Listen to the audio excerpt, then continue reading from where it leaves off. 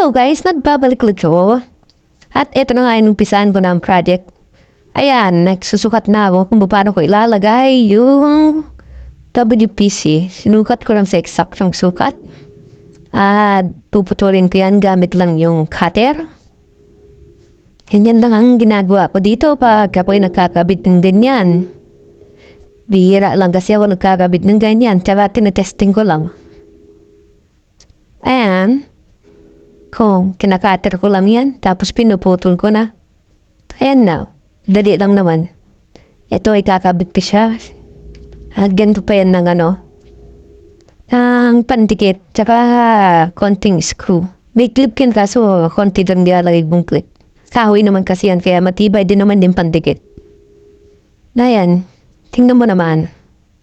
Diba? Hirap talaga kasi maliit, lagi na lang umakyat. Kaya may tanan ako dyan. Danan na improvise din yan, so sa kahoy din yan. Nilalagyan ko ng screw yung clip niya para di malaglag ko, Tes, may pandikit pa yan. Hindi yan talaga. Bigat-bigat pa ng drill ko yan. Wireless. Pero okay lang. At least, pinapawisan ka, tsaka DIY mo. Gagawa mo rin sa bahay niyo.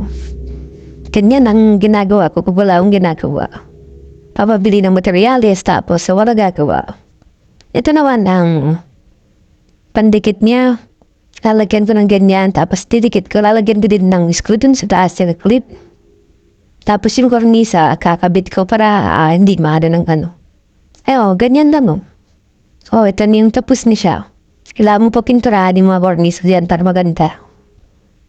Yung madilim dati, ngayon naging baliwanag. Di ba? DIY na lang.